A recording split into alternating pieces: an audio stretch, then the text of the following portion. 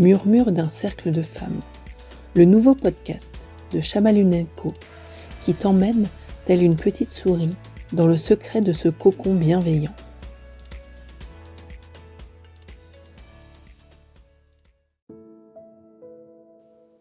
Les arrivées se font au compte-gouttes. Timides, des saluts de loin, les tirettes des sacs s'ouvrent et se ferment. Tu vérifies tes affaires, tu te rassures.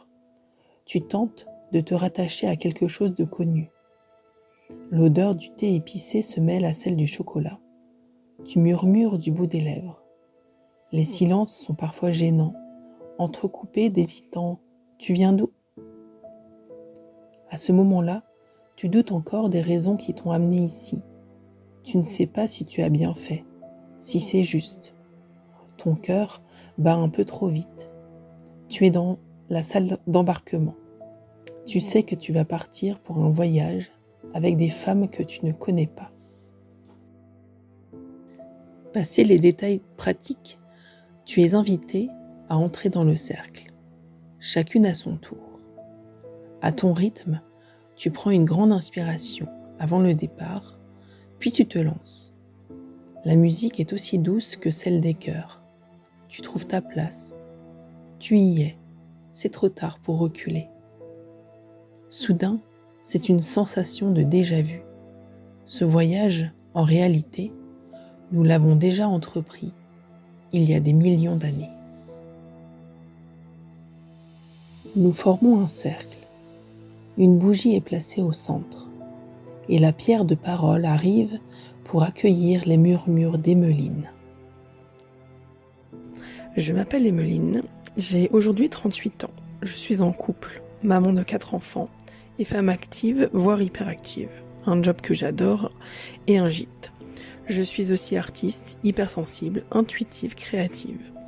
Je fais un gros travail sur moi depuis 10 ans, explorant mes limitations, mes émotions, mes traumas. En écrivant tout ça, je suis épuisée. Mon rythme de vie est très intense, un sommeil pas vraiment réparateur, des émotions qui vont et viennent dans les extrêmes, mon corps qui somatise beaucoup dans les douleurs. Me prendre un temps entre femmes est précieux. Mes parents s'appellent Isabelle et Jean-Pierre. Ma mère est la 3e d'une fratrie de 4. Enfant téméraire et toujours prête à faire des bêtises, elle est ensuite chef scout et fait un lycée agricole. Puis elle choisit le métier d'éducatrice spécialisée auprès de grands enfants handicapés mentaux. Ma mère est une femme qui fait passer les besoins des autres avant les siens et qui n'exprime pas beaucoup ses émotions. Elle a eu un cancer du sein il y a 3 ans, dure épreuve dont elle s'est sortie aujourd'hui avec une grande force. Mon père, lui, est le petit dernier. Il a 2 grands frères. Il raconte rarement son enfance, son adolescence. Quelques souvenirs ici ou là. Sa vie n'a pas semblé très facile, et il en a gardé des blessures dont il se protège, avec des accès de colère réguliers. Il a été tireur d'élite à l'armée, puis a travaillé à la SNCF. C'est un père très exigeant, et grandir auprès de lui n'a pas été facile non plus pour moi. Il s'est adouci en vieillissant et en devenant grand-père. Je le trouve très touchant dans sa grande sensibilité. J'ai un petit frère aussi, Jocelyn. Relation très conflictuelle quand on était enfant. Il a eu une adolescence chaotique avec des fugues, de la fumette et des choses en cachette. Relation qui a changé quand je l'ai pris une semaine chez moi pour que ma mère puisse souffler. Il avait 17 ans. Je le faisais réviser son bac de français le matin et l'après-midi je lui avais trouvé une occupation. Il donnait un coup de main à l'homme qui entretenait les extérieurs du foyer du village. On sait depuis que l'on peut compter l'un sur l'autre, sans jugement. Moi, je n'ai pas beaucoup de souvenirs enfants, à part les albums photos de mes parents. J'ai des bribes, des sensations.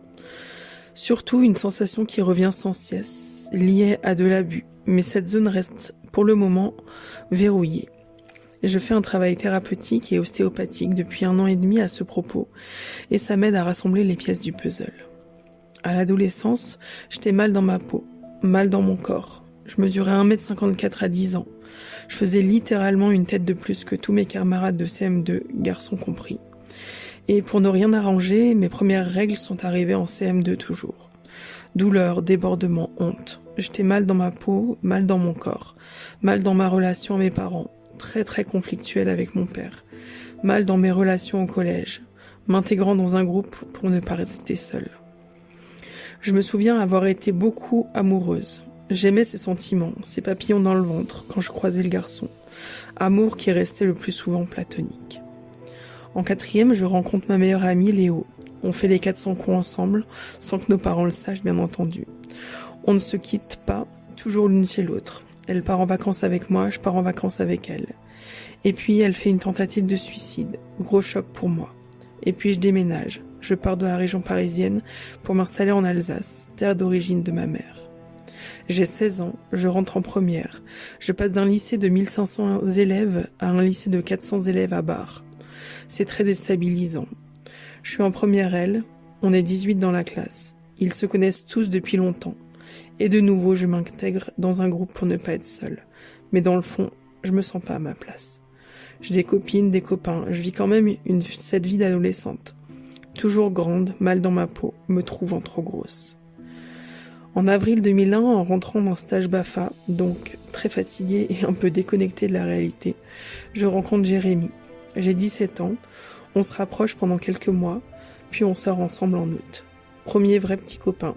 La seule particularité, et pas des moindres, c'est que nos mères sont cousines. Mais comme on habitait dans une autre région, on ne s'est pas croisés avant cette année-là. Petite révolution dans la famille. De toute façon, je fais pas les choses comme tout le monde. L'anecdote de ses débuts, c'est que nos grands-mères, elles étaient belles-sœurs, sa grand-mère et mon grand-père étaient frères et sœurs, vous suivez, se sont appelées pour en parler, et qu'à partir du moment où elles ont donné leur bénédiction à notre relation, ça a été accepté par tout le monde. Merci mamie. Il a été donc mon vrai premier petit copain, ma première fois aussi. Au bout de quelques mois, j'ai commencé à avoir des douleurs lors des relations sexuelles. Fissure de la peau de la vulve, brûlure à la pénétration. Et la sexualité n'a jamais été quelque chose de simple et très agréable pour moi ensuite. Je tombe enceinte pour la première fois lorsque j'ai 22 ans. Grossesse agréable, en osmose avec mon bébé. Le 13 novembre, je perds du liquide. Je me rends donc à la maternité. Le travail ne s'enclenche pas. Je reste pour la nuit. Toujours rien. L'équipe médicale me dit qu'il y a un risque que la poche soit fissurée. Risque pour mon bébé si je rentre. Il me propose donc de déclencher. Ce n'était pas dans mes plans, mais il parlait de risque. Alors, décollement des membranes, injection d'ocytocine. Dans 10 heures, votre bébé sera là. Je gère super bien les contractions, assise en tailleur.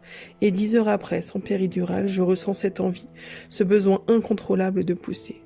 Ne poussez pas, madame. Hein, quoi? Mais je peux pas. Je me retrouve allongée sur le dos dans la position qui me fait le plus mal, les jambes dans les étriers, et une femme qui m'appuie sur le ventre pendant que je pousse. Je ne suis pas consciente de tout ce qui se passe. Et puis une dernière poussée, et mon bébé est sur moi. Une jolie petite fille, Naëlys. La maternité ne s'arrête pas là. 2 ans et demi plus tard, Marius arrive dans la douceur de notre salon. Nous avions fait le choix de l'accouchement à domicile, et ça a marqué un tournant dans ma vie de femme. Accoucher chez moi, avec mon mari et ma sage-femme Amandine. La nuit, à la lueur d'une bougie, dans mon salon. Quelle expérience puissante et magique. Le sentiment que maintenant, je pouvais tout faire dans ma vie. J'ai accueilli 2 autres enfants ensuite, Auriel et Sarah, avec un autre compagnon. 2 autres expériences puissantes, toujours à la maison. La maternité est au centre de mes changements de vie et de mes changements intérieurs. En 2012, j'ai 28 ans et ma vie explose. Suite à des profondes prises de conscience lors des tentes rouges et des cercles de femmes, une ouverture spirituelle et énergétique. Je me sépare de mon mari, je déménage, je me mets à mon compte pour accompagner les femmes. Cette période a aussi été le théâtre d'une blessure dont j'ai mis 9 ans à pouvoir parler. Une rencontre, un homme plus âgé que moi, manipulateur, pervers, qui a su déceler mes carences affectives et les utiliser pour me mettre dans son lit. Une partie de moi savait que ce n'était pas aligné, mais il venait combler tellement de choses, mon besoin d'être aimé, reconnu, que je pouvais bien payer le prix. Une autre rencontre, 1 an plus tard, bouleverse ma vie. Elle me donne aussi la force et le courage de mettre fin à cette manipulation. Rencontre magnétique, une évidence, un amour que je n'avais jamais connu ni même imaginé possible. Des moments de connexion intense, fusionnels. Mais mes blessures y ont trouvé aussi un cadre rassurant pour ressurgir les unes après les autres. Malgré cette évidence, le relationnel est difficile. Je suis à fleur de peau, les angoisses, le stress, les problèmes de sommeil, de grossesse, une enfant HP et TDAH. Je perds pied au long des années, submergée par mes blessures. J'entame alors un travail thérapeutique et ostéopathique, comme je le disais plus haut. 2 personnes magnifiques. Je me sens soutenue et en confiance. J'y vais avec volonté, avec la volonté de dire tout ce qui aura besoin d'être dit afin que j'aille mieux et que je ne détruise pas tout autour de moi. C'est difficile, c'est compliqué. Je me confronte à mes blessures. Des souvenirs reviennent, des émotions enfouies ressurgissent. Et puis j'ai le quotidien à gérer, les 4 enfants, les insomnies, mon travail. En décembre, je décide de me foutre la paix et de consacrer mes énergies à ma guérison. Je réussis à aller porter plainte contre cet homme manipulateur pervers. Une lettre du tribunal. L'infraction est reconnue, agression sexuelle. Mais le délai de prescription est passé. La partie de moi dissociée accueille cette nouvelle sans trop d'affect. Mais quelques semaines plus tard, je vais émotionnellement de plus en plus mal, jusqu'à une prescription d'anxiolytiques et de stabilisateurs d'humeur.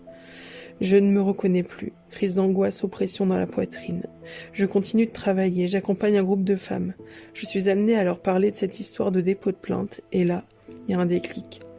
Je suis perturbée par leurs regards, je suis perturbée par leurs réactions, dans lesquelles je lis la gravité de ce que j'énonce. Je suis perturbée par cet écart entre ce que je ressens et ce qu'elles me renvoient.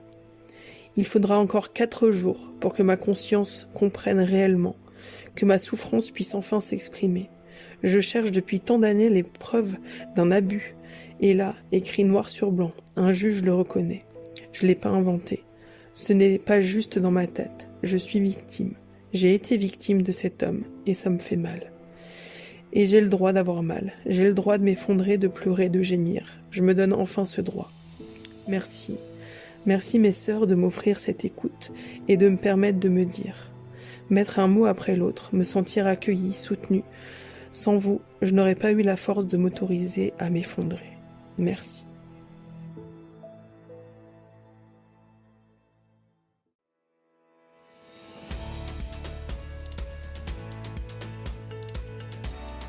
Vous trouverez en description de ce podcast le lien vers le site de Chamaline & Co, avec les formations, les stages, les conférences et tout un tas de ressources autour du féminin.